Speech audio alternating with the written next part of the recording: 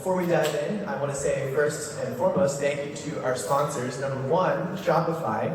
This is an awesome space, so quick round of applause. Thanks so much to Shopify for letting us do this. Also, a big thank you to Fletcher Stroy, who helped me organize this event, also the organizer of the New York City Shopify meetup. I'm going to invite you up and say a couple words.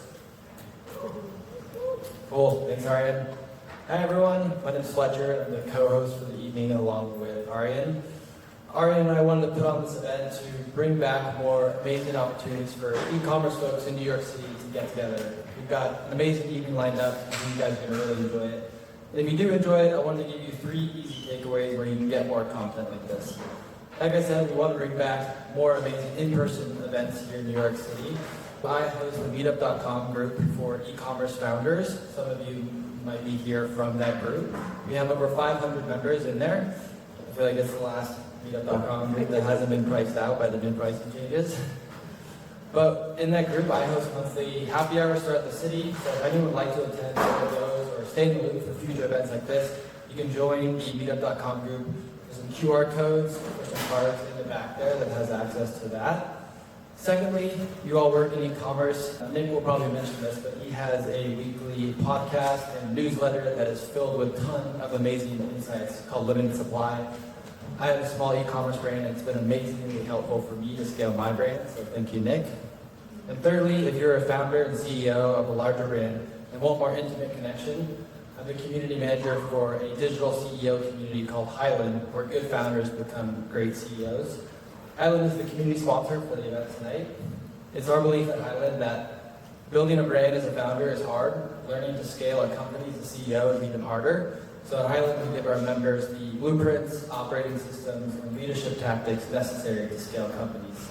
Nick is actually one of our speakers coming to speak to Highland soon. Charlotte is one of our amazing members, amongst 50 other CEOs that are doing between 1 and 10 million. So if you want to learn more about that, feel free to come chat with me. Otherwise, more information is on the QR codes as well. But that's it for me. We're going to have a great evening tonight. Thank you all so much for coming. Really appreciate it. Back to you. I have 3 other sponsors. If you've enjoyed the food and the drinks tonight, I want to invite them up really quick to give a quick plug. So first, we've got Arian.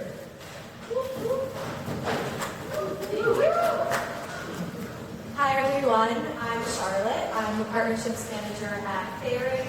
We're the leading post-purchase survey company in the Shopify ecosystem, working with brands like Fashion Nova, Bombas, and Skims.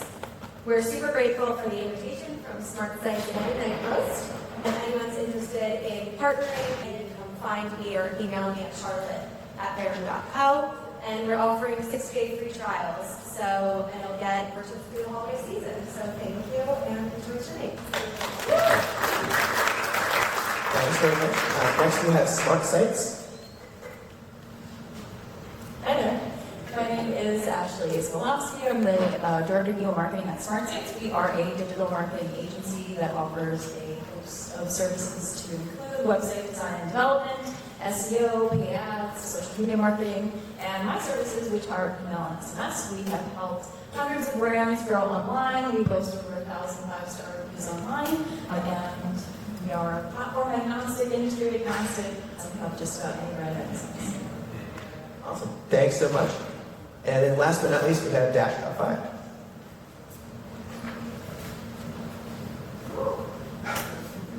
Hey everybody, I'm Kendall with Dash.fi. We work with e-commerce brands. We have an exclusive partnership with MasterCard. Get you up to 3% cashback on all of your advertising spend, as well as daily limits up to $3 million a day for those companies that are scaling. I can dive into a bunch of different ways that it's beneficial to use a card like us versus your traditional card or your payment providers, but I figured I'd make this a little bit more fun. I have here a pair of AirPods 4. So if you're spending the most money on ads next month for Black Friday, you're going to win a free pair of AirPods. Is anybody spending, like, let's say $30K next month? $30K? Anybody doing 80 or higher? All right, we got our winner. Thanks again. If you need to find us any information on us, it's dash.fi. Report to it.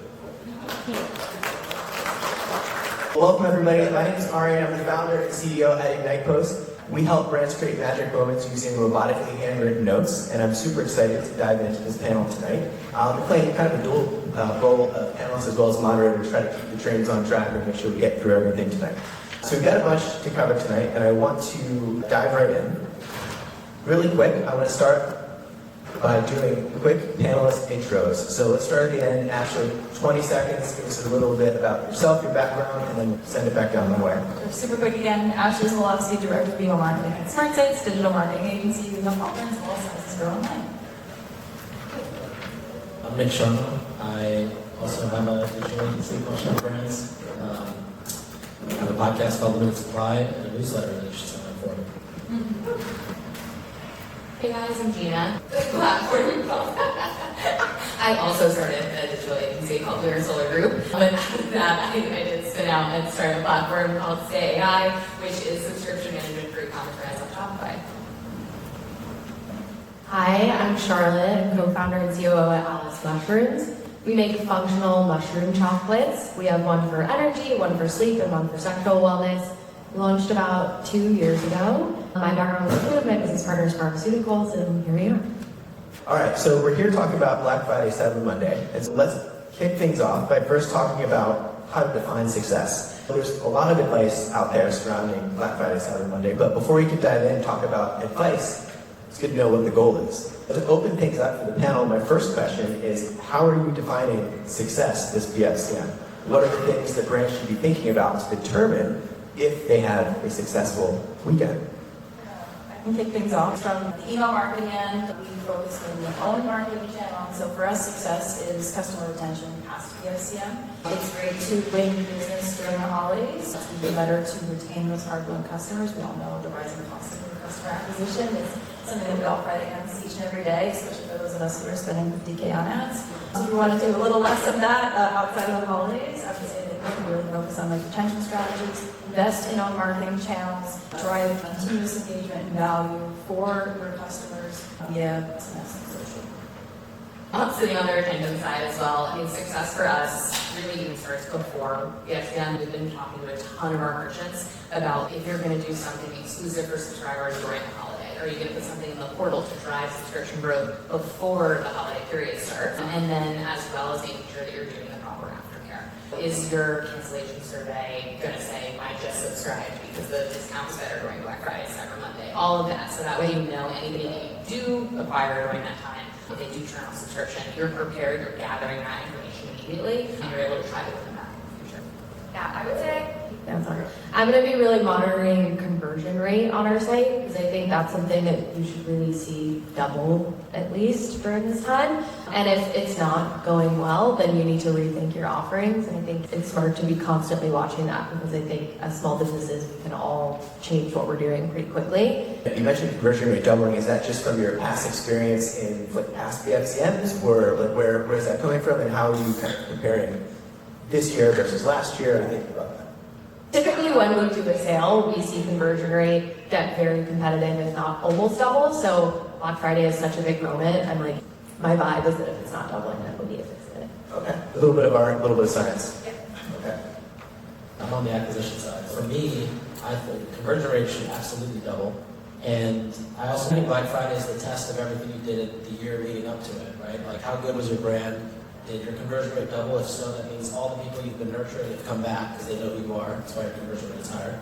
So I look at it as a test of everything done up to then. And in my head, my first thought is just, did your ads work? Did your sales go higher? If so, then you won. Yeah, a lot of things is just keeping it simple. And so what you said is thinking about this as an event. So do you start planning Black Friday, Cyber Monday, and then work backwards from that through the year? Is that kind of like conceptually what you would advocate for? If it's such a big weekend, like this is the culmination of everything, if it's working all year, is that how you think about it, or do you approach it a different way? I think, so I'm a very visual learner and a visualizer in my head. And so I think of the year as a toilet, right? And you want to fill up this toilet tank, or the bowl, and then flush it. And when you flush it, you basically have a few points throughout the year where you're flushing the toilet. Black Friday is one of them. If you're a brand that sells to mothers, like a flower brand, Venus and Fleur, Valentine's is your other point where you flush. And basically your goal is to just build awareness and intent, and obviously still keep your revenue steady, but a lot of customers are going to come when you flush it, either with a sale or a moment like a Valentine's Day. All right, so when it comes to strategies for growing brands, Typically, logically, you always break things down into acquisition, activation, retention, referral. I want to start at the beginning. According to Business Wire, the cost of acquisition for brands has risen by 60% over the past 5 years, and it doesn't show any signs of slowing down. So it's getting more and more expensive for brands to acquire customers, especially via traditional channels, Facebook, Meta, Instagram, Google. And particularly around BFCM, it gets even more competitive. So the number of brands competing for sales over this weekend increases, at the same time as the discounts increase, so it's really a double-edged sword. So knowing this landscape with the cost of acquisition rising, what advice would you have for brands in terms of how they can compete with those market conditions? How can you still maximize acquisition efforts over BFCM in case of more competition, higher costs, and large discounts being offered by other brands? I think for me, what I will advise is that brands rethink the way they're approaching the customer funnel, right? Because we have a triangle that funnels into that initial conversion action. And instead, you should really think of it almost as an hourglass shape that comes back outwards, your end goal being brand advocacy. So past that first conversion, when you have a optimized post-purchase strategy in place and a loyalty strategy in place, you can offset a lot of the costs that you're inputting in your customer acquisition by generating this brand affinity that's so hard to come by nowadays, by having a really stellar, we talk about returns or cancellation, to make customer service easy, to incentivize referrals, and of course, repeat purchases rather. I would say that instead of just thinking, hey, I want a sale, job well done, looking to optimize that customer lifetime value is something that I always like to put in the profile. I think also leaning into the customers you already have. If you've spent the year, to Nick's point, building out a large SMS list, a large email list, that's when you really lean into that. We work and try and do email acquisition, SMS acquisition all year long, particularly ramp that up in Q2 and Q3, knowing that it's all leading to this moment. I also think that you have to benchmark yourself in that people's wallets close in October because they know what's going to happen in November. A lot of the CPAs that you're seeing right now are artificially high because I think you're going to cash in on all of them in November. So you talked about ramping up to get to that point. Is there a certain strategy that you use to do that? Like, how do you think about segmenting people to ramp up? I actually have a question for you that I think would be valuable for you to answer, which is, I feel like before, everybody could have a commodity product, and it was who was a good performance marketer, and now performance marketing has become a commodity, and now it's like brand, and I feel like you guys have done such a perfect job of building brand.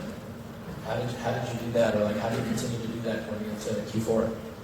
Yeah, great question. We tried to build brand from day one. I think the advantage that my business partner and I have is she's a very visual, big picture thinker, and I come from a performance marketing background. So when you marry the two of us together, it works out really nicely for that. I think customers really respond well to things that are thoughtful. So we hear a lot of times that people, when they're complimenting our brand, it's like, we can tell that there's much thought behind this. It's all very intentional. And I think that is what resonates more than anything else, particularly when you're in the supplement space, which we're in, where we're doing something fun and we're making chocolate and our branding is ethereal and fun, but we're doing something very serious, which is people are trusting us with their sleep, with their sex life, with their energy levels. So showing that intention, I think, is incredibly important when you're building a brand. And I think just keeping that through every moment of your funnel and like through Black Friday. Thanks. And along the same lines too, so it's great to build brand, but of course people need to hear your message. You've got to cut through all this noise that's out there in order for them to actually hear your message. So are there, curious for the group, what are some lesser known channels or tactics that brands can use that might cut through that noise, kind of digital clutter that's out there? Are there some channels that you've used before for acquisition that you found are particularly well to reach people? So there's basically, at any point, you have two options. Do you go be a hard route and create content and put out content and build that brand equity and put out really good stuff on social and build that community around social, or do you just pay for ad eyeballs? A lot of the good brands do this one first and then they go the ads way. And there's a lot of people who are just like, what's the best video ads agency to work with? And they're looking for the silver bullet of a video that's going to work. It's not going to work. You have to go your organic route first before you go the paid route. So yeah, I'm a fan of just, you gotta go out there and make content. And you gotta make content that gets eyeballs.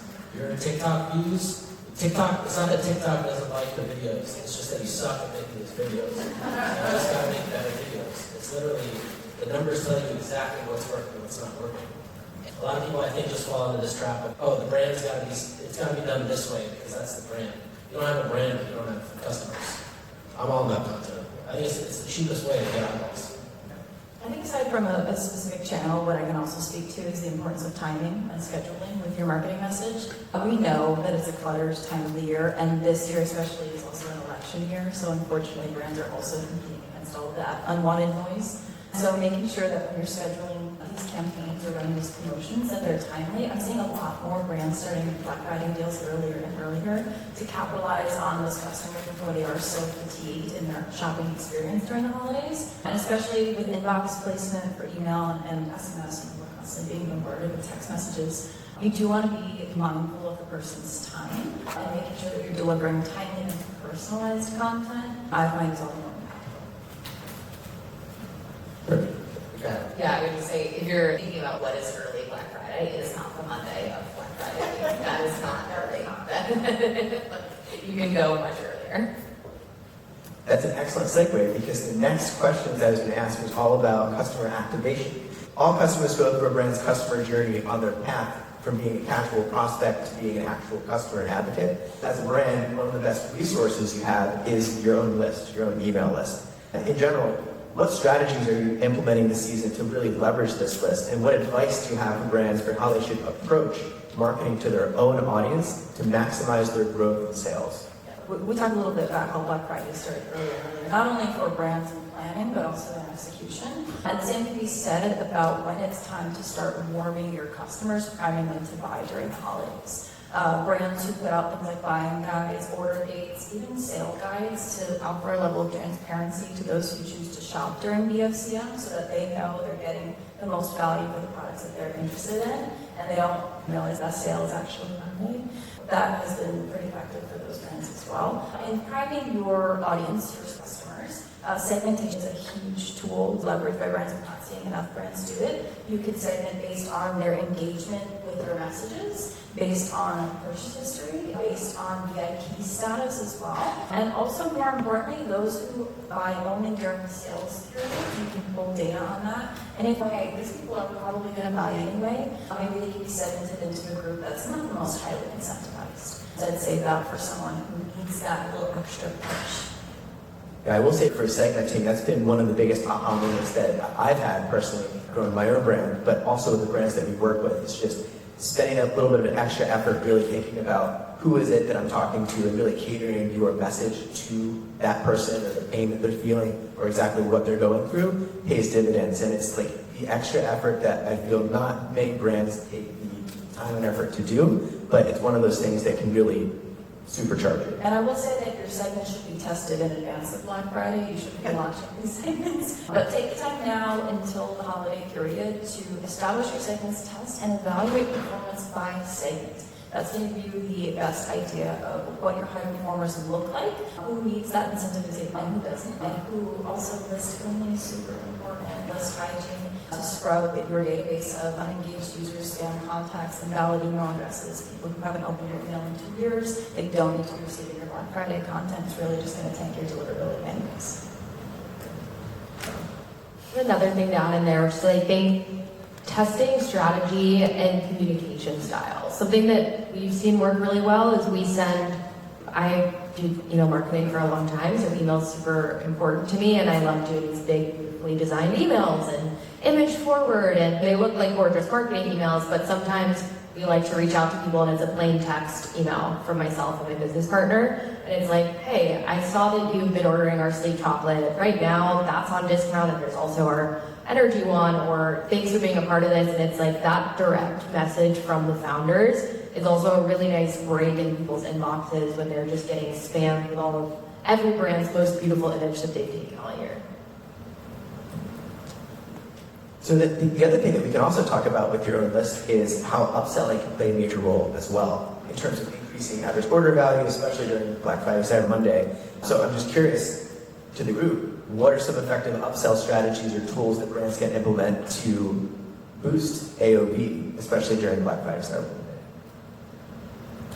I mean, I would say I do love a buy more, save more, like type of thing. You can make a couple of different discount codes and whatnot that you have to do on the site, but if you have a product catalog where it makes sense, and you really think that you can get people to stack up and buy a ton, I do love a big, just an easy to see like tiered sale. Yeah, I'm a huge fan of boosting AOV intentionally on Black Friday. The sweet spot or on Black Friday itself is generally 2 to 3x. Your normal AOV is usually a bundle that you should maybe create. I'll give you an example.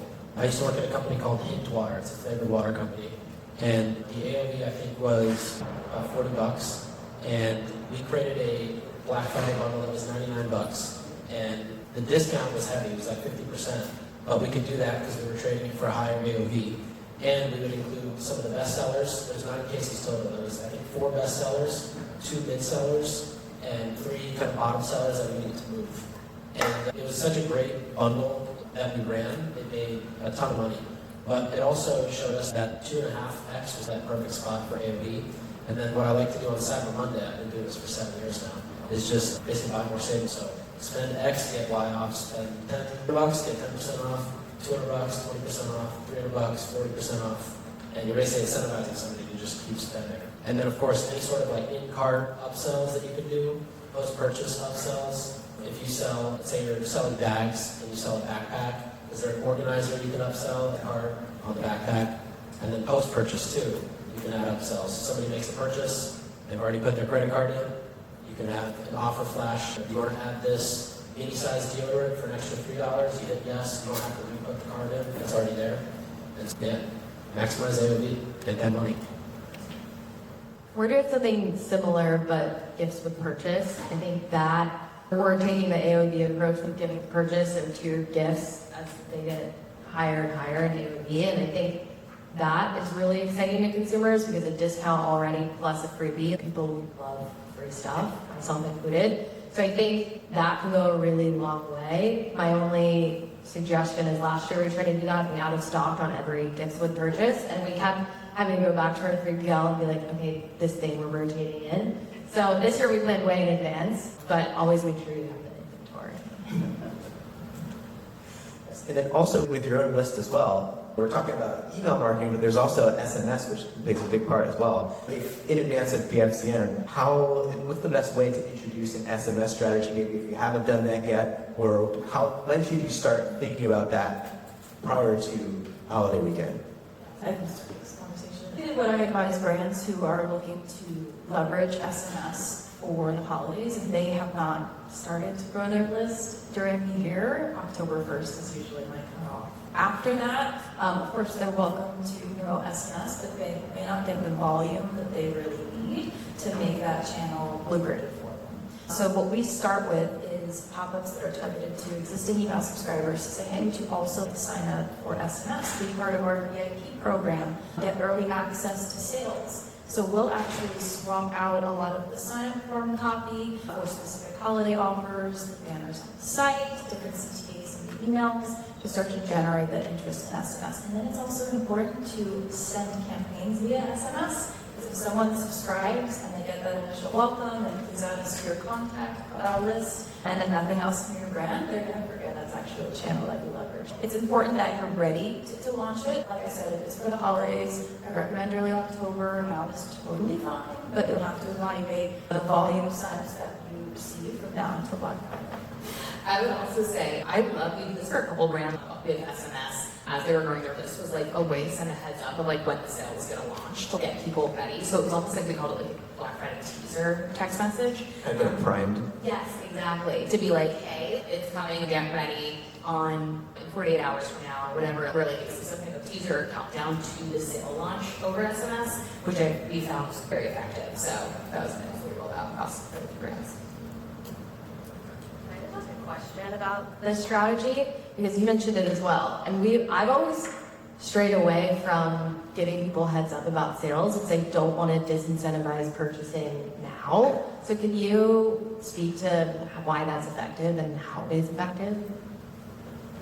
Like 48 hours. Not like, hey, in 3 weeks from now, we're going to do this. It would always be like to the sale because we figured customers kind of knew that we were going to go on sale for Black Friday. But yeah, don't do it a month in advance. I think an important clarification also is what is your goal? Is the goal to drive sales? Or is the goal to drive customers who are going to be loyal and come back?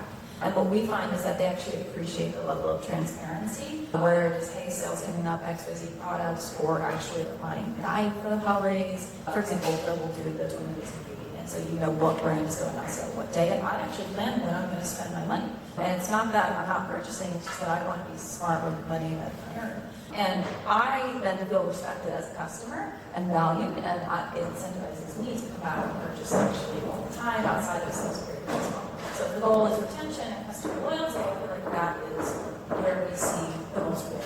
But to your point, if it's, I just want to drive those first time sales, completely valid what you're saying. I don't want to over incentivize. Definitely that balance too. We definitely work with brands who've overdone it the other way, and we got to the point where basically people wouldn't buy unless there was a sale or unless there's a discount, so you can fall into that trap. So balance and everything. You can create segments of those users who only are sales as well, and actually you can either exclude them from seeing those promotions until it's closer to the date, or just send them only the sales copy when it's launched. All right, so moving on to the next topic. So everyone gets really hyped up and focused on acquisition during BFCM. So it seems like everywhere you turn, brands are promoting fantastic deals, deep discounts. But as we all know, the key to building a great brand is not giving out steep discounts to users who buy from you once and then bounce never again. Let's talk a little bit about retention strategies. So when it comes to retaining customers, what should brands be thinking about? What strategies are you using to make sure that customers you acquire during Black Friday or Cyber Monday are not one-and-done buyers? We work with a non-alcoholic wine brand, and they 2 years ago did something for Black Friday that I loved more than anything else that I've seen. But they told customers months in advance, the only Black Friday thing that we're doing is for subscribers. If you want to see what we're doing for Black Friday, become a subscriber now. Become a subscriber now. And then, because the subscribers, everybody got a discount, they didn't want to go any. They did these kits where it was like wine stoppers, picnic kits for to take your wine places, wine holders, like all of the really cool bundled merch within the subscription portal that they did, which I was just like, to not do a sale and really nothing on site. It was a really good activation.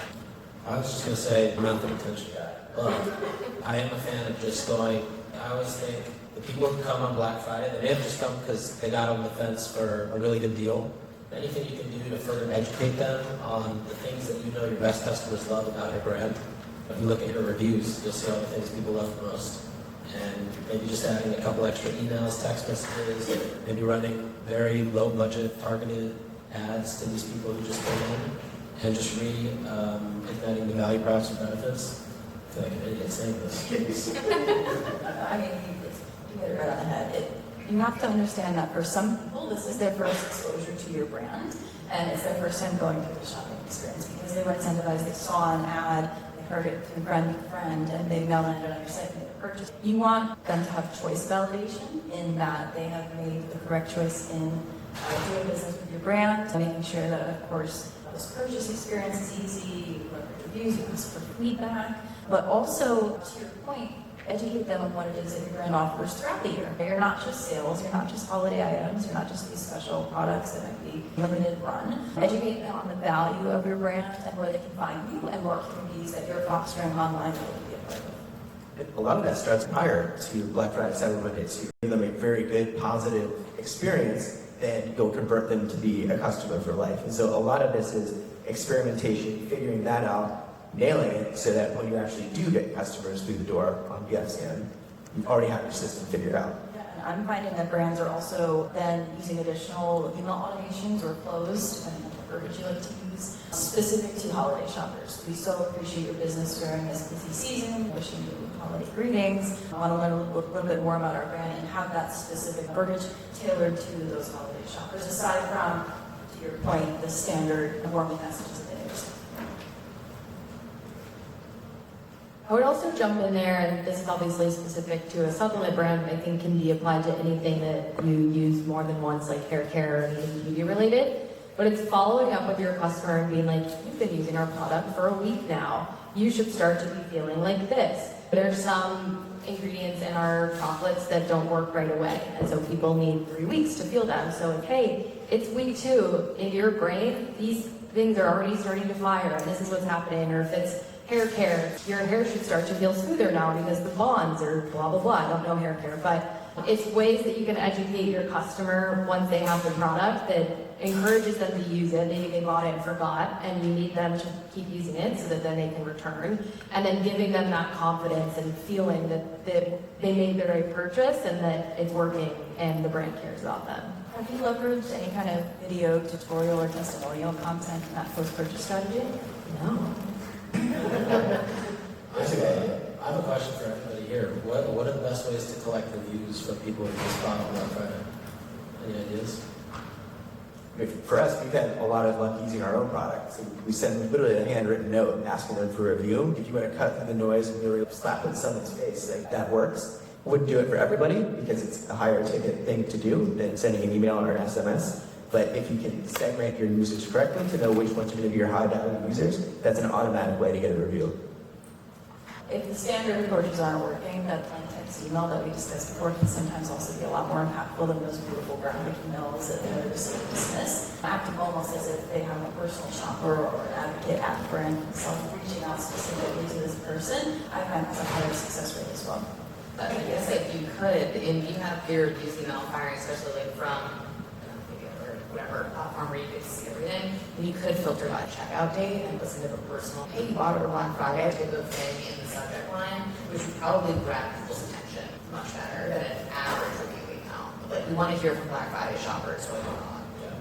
Also just making it personal, right? In Klaviyo or a lot of these email, I can change it so the email is coming from Charlotte at AlexMushrooms.com and not orders or hello or whatever it is.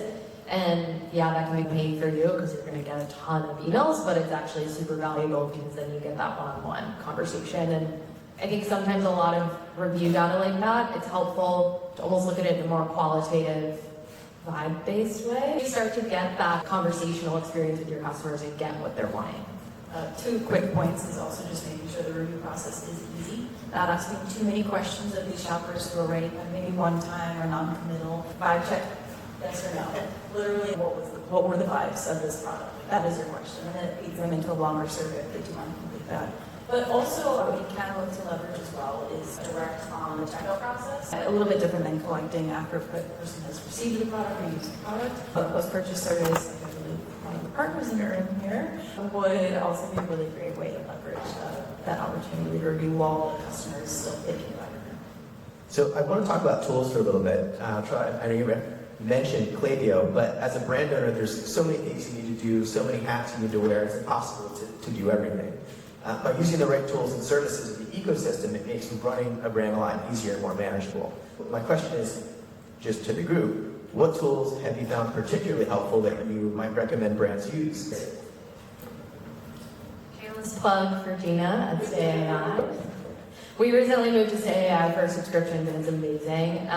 The portal is great, the user experience is great. Something I've been in fundraising mode for a while and they have amazing, just very easy to pull data that's already visually done to the point where I screenshot things from your portal and just put it in an industry email link here with our team. We will love to hear that. I'm a fan of just being really simple with your tech stack, your app stack. You don't need all of these Shopify apps that are AI this and video that. You need a good subscription platform. You need good email, good SMS, reviews, a post-purchase survey. Make sure your pixels are firing properly. And anything else? Maybe you use AMP for your email pop-up. I think optimized cart. Very important to have upsells in your cart and then post-purchase upsells. Yeah, but keep it simple. Don't get, you're going to drown yourself in monthly SaaS fees that are just going to eat you alive. And every quarter, go email these people and ask them for a discount. And no one's going to say no. And uninstall the apps that you're not using. It is crazy. Sometimes we'll get emails from people that are like, hey, we had this app installed for a year, we never used it. Please, if you use something over Black Friday, don't forget to uninstall it if you're not using it anymore. I do have to double down on Klaviyo. The reason being is that it is just so much more than email and SMS. It is a unified customer data platform, and it is really advantageous to a brand to have one source of truth. And also for identity resolution, when you have so many different customer profiles that exist in so many different tech partners and apps, it's so hard to unify them in one view, and Klaviyo really does integrate with all. I would really just encourage you to think about it as more than just email and SMS. I'm not just saying that because SmartSites is also a good agency partner.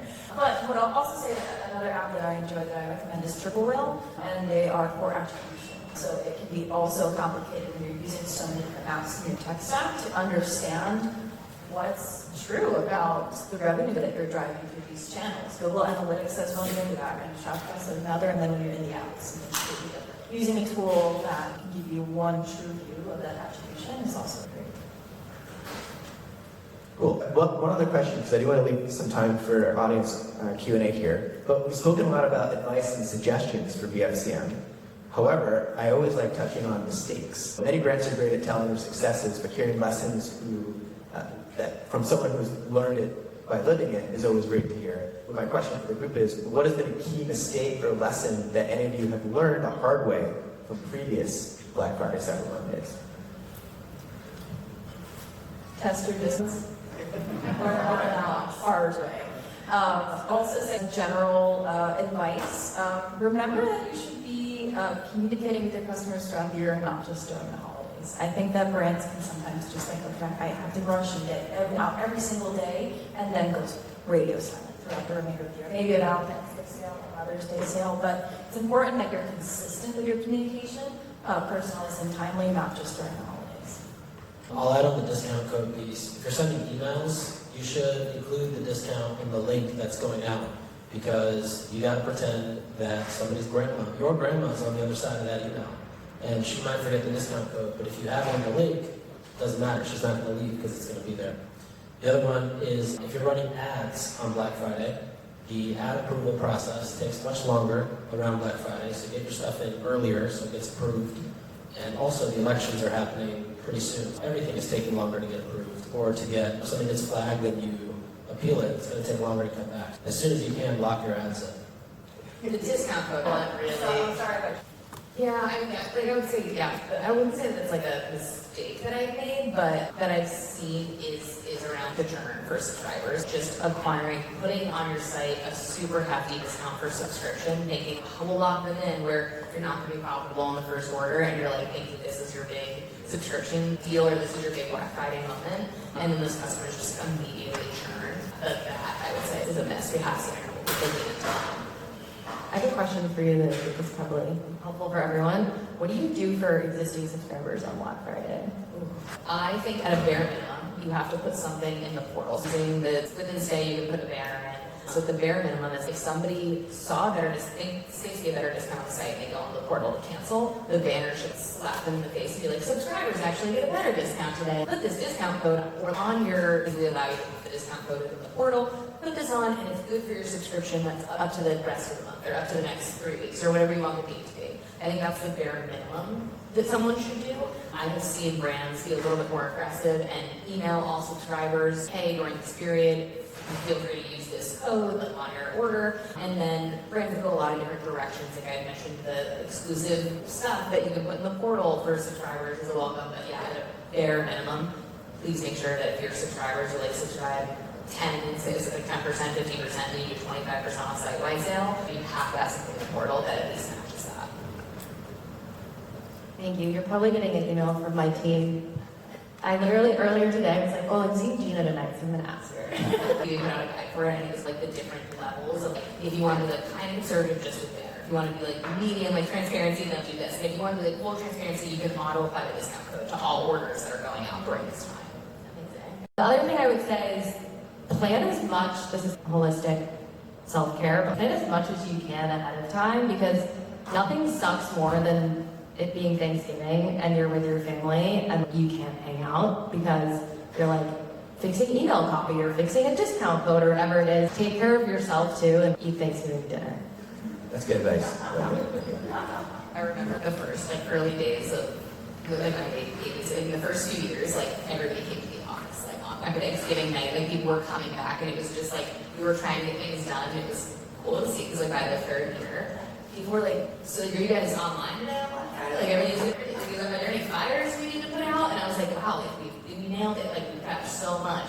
Yeah, like for us, we would get emails, I'm sorry to bother you, I know you're so busy. I'm like, no, I'm not doing anything. Right. I feel like it's, yeah. So that's how you should feel. It's okay, it's chaotic the first time, but yeah, plan ahead and then hope that it's eerily quiet.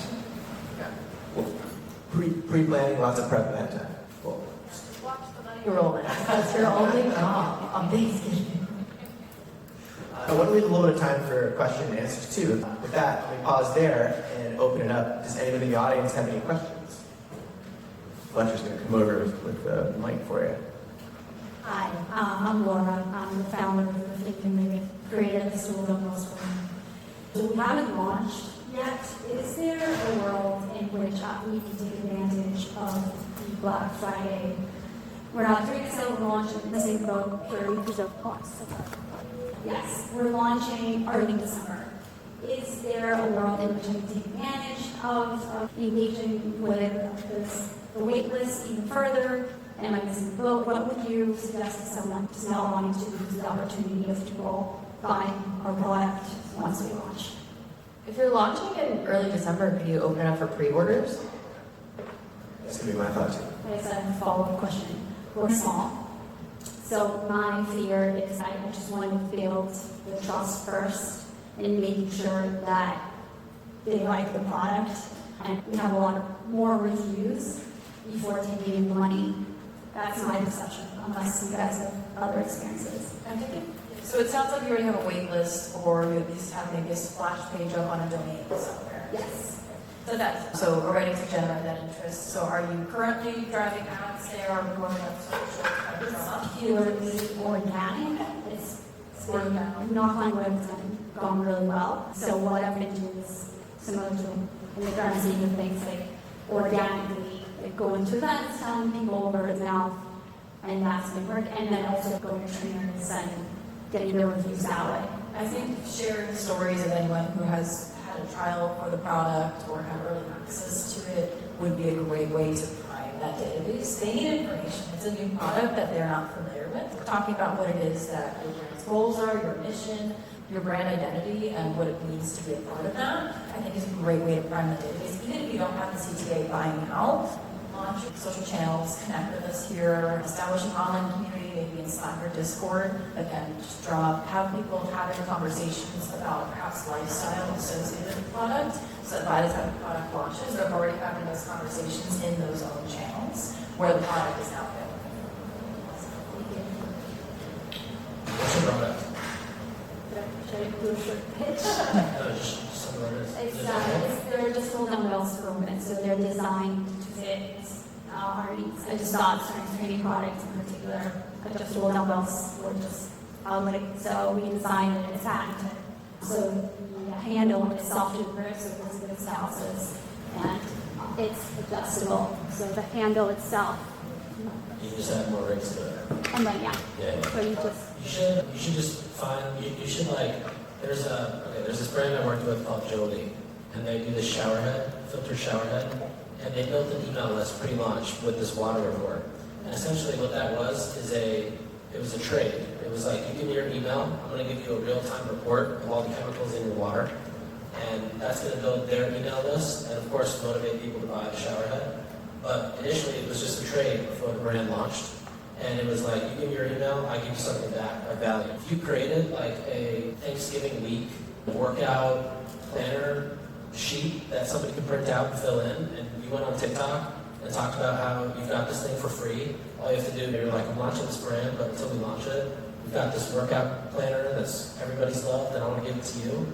Go to my site and put your email in. But also even if there are brands that you want to align your brand with, as part of that deal, this is the person, like the waitlisters gift guide or the female, I'm not voicing it correctly, but like other brands that you like. We saw that work really well our first Black Friday is we made a gift guide full of all of the other brands that we loved. And then we made really cute graphics, tagged them in it on social, put it in email. The other brands, we were still small, so like a few other brands reposted us, but that was exciting and it's a way to build community there too. Go down the front here. My question is, if you do experience in the holiday season like higher CPAs, what's your step-by-step thought process while you're going through the holiday season? Even though your CPA might be doing one thing now, it could incrementally increase because of all the reasons that you guys mentioned. What's a systematic way to approach it, especially in the acquisition side? Tactically speaking, if your CPA goes up in one channel, you just have to balance it out in another. So you could, one option is you just don't spend as hard on prospecting when this period of time when everybody's competing. And that requires you to be a lot more upfront about it in Q3, Q2, basically leading up. Another thought is you could focus more on channels that have lesser or lower CPA. Affiliate marketing, those are generally percent of a sale, 10%, maybe 20% of a sale. Direct mail, the cost of postage doesn't go up in Q4. Yeah, anything else you want? Also, just making sure that you're keeping an eye on metrics for the rest of your funnel, right? So your cost of acquisition is going up, but everything else from like your mid-funnel all the way through retention is also maintaining, then you can breathe a little bit easier, but it's everything in balance. I think another recommendation that I can make to you is looking for synergies between marketing channels. So when you're talking about ads, and let's say you have an existing customer database or subscriber database, there's actually a lot of opportunities to integrate the two. So a use case would be, for example, Klaviyo integrates directly with Google Ads. And what you can do is build out segments in Klaviyo and sync them as audiences in Google Ads. You can also use your existing database to create lookalike audiences in Meta, and you can be a lot smarter with your ad budget without increasing your total ad budget. Hello, this panel is awesome. My name is Angela. I am the founder of a Shopify development partner. What we used to do was clean up those unused apps. It's huge for optimization as well, so site optimization. So make sure you're cleaning out those old ones. Actually, I had a question for you. You talked about testing out segments pre-Black Friday.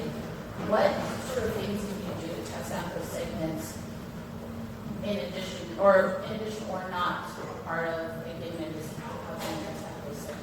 So typically what I see brands who are not leveraging segments, and I'm not sure if it's true for your particular use cases, they're sending to lists instead. A list is a static group of users that grows and shrinks as people subscribe or unsubscribe themselves. And a segment is a dynamic group of users which grows and shrinks as they meet different criteria. So for example, if you have a segment of users who have engaged in the last 30 days with your email, that will change every single day, every hour. And so what you can then do with those segments is sending the same content instead of a list to segments. So you can send to more than one segments, the same way you can send to more than one list. Maintain your current sending cadence. You don't necessarily have to change anything about that. And then evaluate performance by segment. For example, you can segment based on purchase history. Never purchase once, purchase twice, VIP users who purchase more than 3 times. And evaluate the performance. And you can run this same test with a promotional content email and a non-promotional. And you can actually compare them one-to-one, how each segment performs when given an incentive versus non-incentives. Thank you.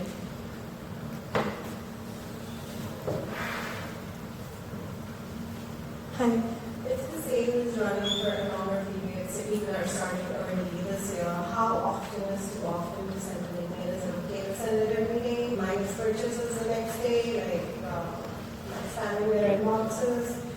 I would say, and feel free to have something, but I would say to let your beta be your guide. If you're seeing a drop in open rate and click rates, you're sending too frequently. And what you can also do is look to exclude incrementally anyone who has made a purchase from continuing to receive content. So you should have a don't send to segment added for anyone who's made a purchase so that they're not bombarded anymore. It all comes down to, like you mentioned, segmenting. You don't treat everybody the same, right? Every business is different, but just figuring out how to treat your VIP customers versus people who are brand new to you, you treat them differently. They have different tolerances of how many emails they get from you in a given time, and so it's just being intelligent and acting accordingly. Just one question. How do you guys feel about launching new products during Black Friday? I think that's one of the best times to launch a new product. I think there's a lot of hype, and it's something that's exciting to talk about besides just a sale. I guess they go really well, but I would say getting people excited and get teasers to it. We're dropping something new. This is coming. And besides your email list, don't be afraid to send out emails about that when people know that it's going to drop, and then email, SMS, whatever channels you have first. That's what I would say. I have a couple of different thoughts on this. I think depending on how many, it's brand specific, because depending on how many SKUs your brand has, if you have a 20 SKU brand, then yeah, okay, that fits in. But if you're a business like ours, we have 3 core SKUs. So I want to take a moment to launch a new SKU in a time where no one else is chatting, right? If it's something that if you launched it in mid-January, you could make a lot of noise around, then I would personally wait, or I would have maybe done it a month before Black Friday. If it's holiday specific, I think that is where you really win. Like we're doing this year limited edition flavors for holiday, but we're launching them next week. But that's going to be such a focus for Black Friday because this is a limited edition product. It's new, it might sell out after Black Friday. Like I think that's where you really win, and then creating these bundles that are also very giftable. I had this conversation with my team today. I was like, how many ways can we pair different SKUs on our site to appeal to different people? And then it's this is for the X archetype person, right? And I think that's where you get really successful with new products around Black Friday. Hi, how are you doing? My name is Leo too. I'm the founder of a women's fashion line. So I have a question for brand owners. Everybody has the chapter one when they're first starting. What is something that you did through trial and error or just experience that was a game changer for your brand that helped you level up or scale? I was going to say there's a whole laundry list of things that we could probably all say, things that you should do or shouldn't do, things to avoid. But I think one of the best things you can do as a brand founder is find 5 or 6 others and make a group chat. And talk in that group chat every single day. Limited supply of my podcast. We have a Slack group of 5,000 e-commerce people. And every day they're just chatting. There's no better way to stay on top of the industry, what's new and what you can do better, what other people are doing that's working or not working, and their lessons than being in a group chat. Even when I got into e-commerce, the way that I learned things was a group chat with 4 or 5 other people. Even today, Gina and I are in a group chat together.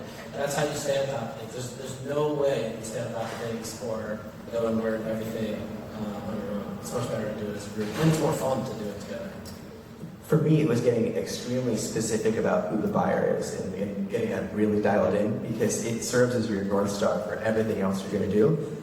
The worst thing to do is to try to be everything for everybody. So the better, the kind of more precise you can be about exactly who your kind of target buyer is, the better it'll be.